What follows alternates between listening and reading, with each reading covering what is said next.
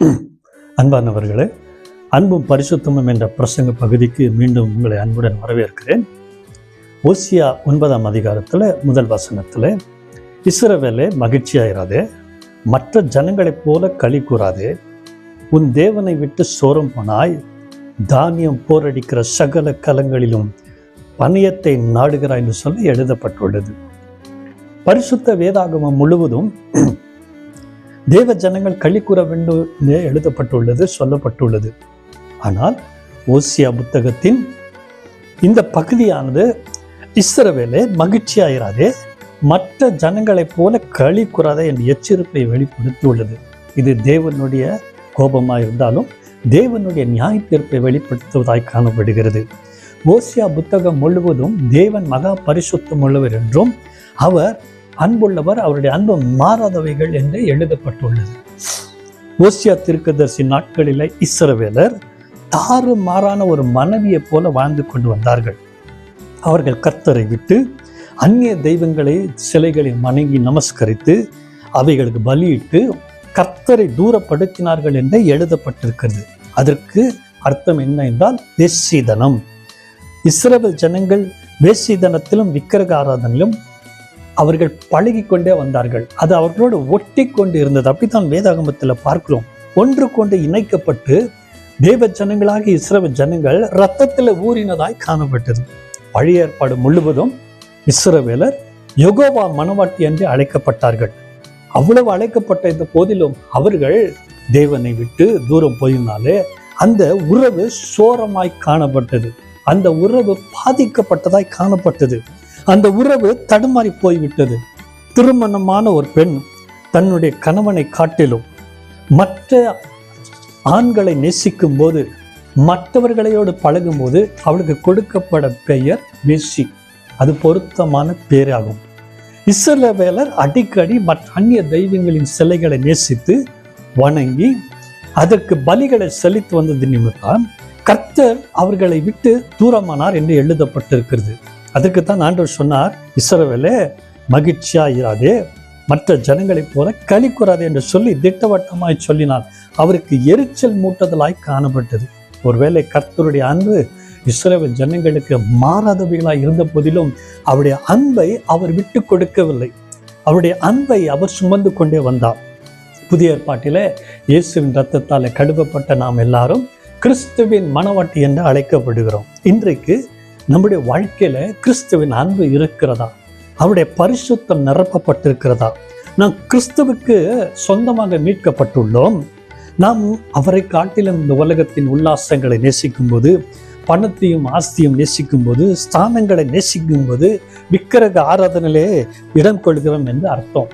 அதற்கு கர்த்தர் திட்டவட்டமாக சொல்கிறார். என்னன்னா, புதிய ஏற்பாட்டில் கூட நாமும் எப்படிப்பட்ட காரியங்களை செய்யும் போது நமக்கும் வேசி அல்லது விக்கிரக ஆராதனை பண்ணக்கூடிய, தேவனுக்கு விரோதமாய் செய்யக்கூடிய நாம் துன்மார்க்கர் என்றே கர்த்தரை நிரூபித்து காட்டியிருக்கிறார். இன்றைக்கு புதிய ஏற்பாட்டில் ஆவிக்குரிய வேசித்தனமும் விக்கிரக ஆராதனையும் ஆழமாய் அதிகமாய் காணப்படுகிறது. கர்த்தரை விட்டு அல்லது அவர் இருக்க வேண்டிய இடத்துல நாம் மனைவியை வைக்கும்போது, கணவனை வைக்கும்போது, பிள்ளைகளை வைக்கும்போது, அல்லது பெற்றோர்களை வைக்கும்போது, வேலையை வைக்கும்போது, வியாபாரத்தை வைக்கும்போது, பணத்தை வைக்கும்போது, ஆஸ்தியை வைக்கும்போது, படிப்பை வைக்கும்போது, இவைகள் எல்லாமே கிறிஸ்துவ இருக்க வேண்டிய இடத்துல வைக்கும்போது நமக்கு கர்த்தர் என்ன சொல்றாருன்னா, நாம் விக்கிரக ஆராதனை செய்கிறோம்.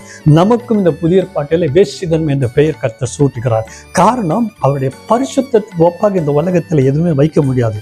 புதிய ஏற்பாடு முழுவதும் இயேசுவின் ரத்தம் நமக்கு ஒருவேளை கிருபையாய் கொடுக்கப்பட்டிருந்த போதிலும் கூட நாம் எப்படிப்பட்ட காரியங்களிலே தலையிடும் போது அன்புக்கும் பரிசுத்தத்துக்கும் இடம் இல்லாமல் நாம் வழக்கமாகவே சாதாரணமான மனிதர்களை தான் இருக்க முடியும். நம்மை நாமே மாய்த்து கொள்ள முடியும். அதற்கு தான் 1 தீமோத்தேயு 6ஆம் அதிகாரத்தில் 11ஆவது வசனத்தில் பவுல் சொல்றார், நீயோ தேவனுடைய மனுஷனே, இவைகளை விட்டோடி நீதியும் தேவ பக்தியும் விசுவாசத்தையும் அன்பையும் பொறுமையும் சாந்த குணத்தையும் அடையும்படி நாடு என்று எழுதி வச்சிருக்கிறார். பிரியமானவர்களே, நாம் கிறிஸ்துவின் மனவாட்டி, நாம் பரிசுத்தமுள்ளவன் ஆகும்.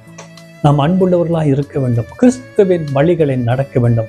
கிறிஸ்துவின் கற்பனைகளை கைக்கொள்ள வேண்டும். கிறிஸ்துவை உண்மையாக நேசிக்க வேண்டும். இந்த உலகத்தில் எல்லாவற்றை காட்டிலும் நம்முடைய குடும்பத்தை காட்டிலும், சொல்லப்போனால் நம்மை காட்டிலும், நம்முடைய சரீரத்தை நேசிப்பதை காட்டிலும் கிறிஸ்துவுக்கு முதலிடம் கொடுக்க வேண்டும் என்று ஆவியானவர் இந்த நாட்களில் எதிர்பார்க்கிறார். இஸ்ரவேலே மகிழ்ச்சியா இருக்கு, மற்ற ஜனங்களைப் போல நீ களி கூறாது என்று சொல்லி கர்த்தர் எச்சரிப்போடு நியாய தீர்ப்பை வெளிப்படுத்தியிருக்கிறார்.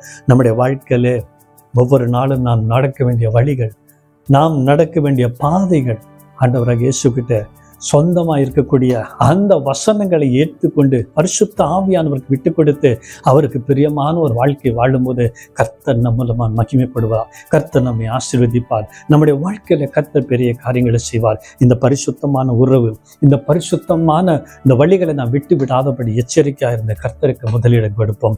கண்களை மூடுவீர்களானால் நான் உங்களுக்காக ஒரு சின்ன ஜெபம் செய்கிறேன்.